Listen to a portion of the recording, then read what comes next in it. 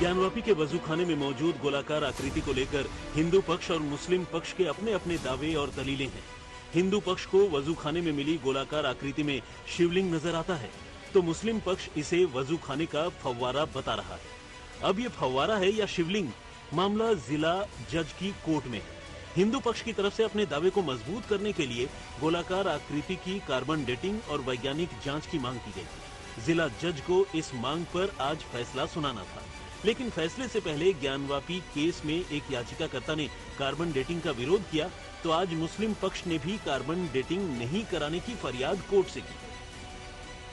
नतीजा ये हुआ कि कोर्ट ने मुस्लिम पक्ष को अपनी दलील पेश करने का वक्त देते हुए 11 अक्टूबर की डेट दे दी, यानी आज फैसला टल गया। विरोध इसलिए क्या कि वो जो शिवलिंग का प्राकट्य हुआ था दौरान कमीशन इन्वेस्टिगेशन, तो उसकी वो लोग चाह रहे हैं, वो सुप्रीम कोर्ट के जो लॉयर हैं हरशंकर जैन जी और विष्णु शंकर जैन जी, इनका कहना है कि कार्बन डेटिंग के जरिए उसकी एज का डिटर्मिनेशन किया जाए।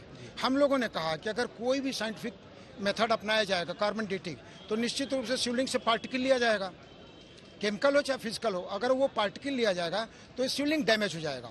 हमारे यहाँ सनातन संस्कृति, हमारे धर्म के हिसाब से किसी भी ब्रोकन आइडल या किसी विखंडित मूर्ति का पूजा अमंगलकारी होता है। नहीं, देखिए, सर्वे या कुछ भी हो, ये तो प्रोविजन है कि सर्वे हो सकता है, लेकिन जिस चीज का डिस्प्यूट हो, उसी चीज का, जो मुकदमे में जिस चीज का डिस्प्यूट हो, उसी चीज का ना सर्वे या साइंटिफिक रिपोर्ट आएगी। इसका डिस्प्यूट ही नहीं है इस मुकदमे में, तो इसकी कार्बन डेटिंग या किसी चीज की आवश्यकता नहीं है। डिस्प्यूट तो माँ सिंगार गौरी के पूजा अर्चना का है, इसका कहाँ डिस्प्यूट है? डिस्प्यूट फव्वारा और शिवलिंग को लेकर नहीं है। नहीं, इस केस में डिस्प्यूट है ही नहीं, ये तो डाइवर्ट किया जा रहा है। हम आगे बढ़ें उससे पहले समझ लीजिए कि आज फैसला नहीं आया, तो इसकी एक वजह यह भी है कि मुस्लिम पक्ष के साथ साथ हिंदू पक्ष की तरफ से भी कार्बन डेटिंग पर आपत्ति जताई गई। दरअसल ज्ञानवापी केस में कुल 5 महिला पक्षकार हैं, जिनमें से एक पक्ष ने कार्बन डेटिंग का विरोध कर दिया।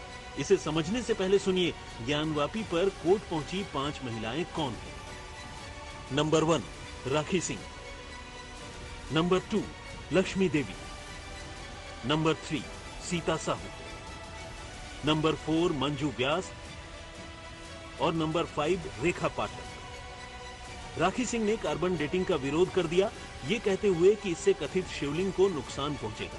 हालांकि हिंदू पक्ष के वकीलों ने ऑल इज वेल का दावा किया। मौजूद रहती है, पहले आप लोग बताइए ना। राखी सिंह नहीं आती। राखी सिंह कब आपने देखा? राखी सिंह को किसी ने देखा है? किसी भी मीडिया वाले बता दे हमको कि राखी सिंह नहीं आती हैं। राखी सिंह आती नहीं, राखी सिंह का केवल नाम चलता है। राखी सिंह गद्दार है, वो मुंह छुपाए बैठी हुई है कहीं। तो राखी सिंह नहीं आए, लेकिन उनके ही वो तो कह रही थी कि इसका नहीं होना चाहिए कार्बन डेटिंग। आज जज साहब ने भी कहा कि 11 तारीख के बाद 11 को अब हम सबकी बात सुनेंगे। देखिए, उनका क्या मत है ये वो जाने। हम चारों, हमारे अधिवक्ता एक है, हम लोग चाह रहे कि कार्बन डेटिंग हो, वैज्ञानिक पद्धति से हो, बिना शिवलिंग को कोई क्षति पहुंचाए, बिना उसे कोई नुकसान पहुंचाए, जैसे वैज्ञानिक पद्धति से होता है, ताकि जो हमारे धर्म का, हमारे आस्था का बार बार मजाक बनाया जा रहा है, बार बार फव्वारा किया जा रहा है, तो क्यों नहीं कार्बन डेटिंग होने देते? लेकिन ऐसा है, कार्बन डेटिंग को लेकर कुछ ऐसे लोग हैं, मैं उनका नाम नहीं लेना चाहता, कि जो लोग जानबूझकर भ्रम फैला रहे हैं। राखी सिंह और जितेंद्र सिंह बिसेन जो कि अलग है। नहीं, मैं किसी का नाम नहीं ले रहा हूँ। कुछ लोग ऐसे हैं जो भ्रम फैला रहे हैं और समाज में इस तरह धारणा फैलाई जा रही है कि हम शिवलिंग को क्षति पहुंचाना चाहते हैं, जो ऐसा बिल्कुल नहीं है। 0.1% भी सही नहीं है। भले ही हिंदू पक्ष की तरफ से कार्बन डेटिंग की बात सामने आई हो, लेकिन जानकारों का कहना है कि गोलाकार आकृति की कार्बन डेटिंग मुमकिन नहीं है।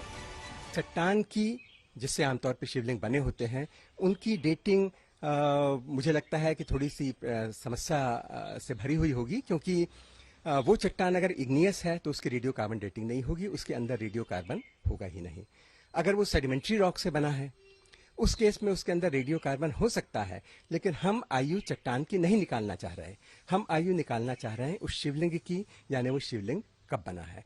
तो प्रॉब्लम उतनी स्ट्रेट फॉरवर्ड नहीं है जितना लोग समझते हैं। मेटामॉर्फिक रॉक के केस में तो और भी जटिल समस्या है, क्योंकि अगर कोई उदाहरण के लिए पहले से ही प्री एग्जिस्टिंग, पहले से ही कोई रॉक है जो सेडिमेंट्री रॉक है, चाहे वो इग्नियस रॉक है यानी लावे से बनी हुई चट्टान है, अगर उनका मेटामॉर्फिज्म होता है किसी कारण से, बहुत तापमान बढ़ जाता है या किसी वजह से टेक्टोनिक अपलिफ्ट हो जाता है, तो किसी भी घटना से अगर उसमें परिवर्तन आ जाता है तो नई जो चट्टान बनेगी वो मेटामॉर्फिक रॉक होगी।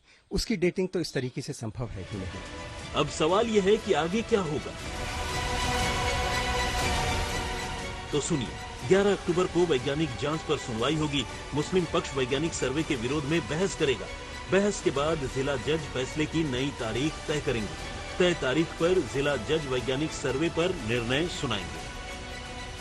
मतलब ये हुआ कि अदालत वैज्ञानिक सर्वे पर मुस्लिम पक्ष की दलील सुनेगी और उसके बाद ही निष्कर्ष पर पहुंचेगी कि सर्वे हो या नहीं। आज मुस्लिम पक्ष ने कहा कि उन्हें एक बार फिर से सुना जाए, वो अपनी बात रखना चाहते हैं।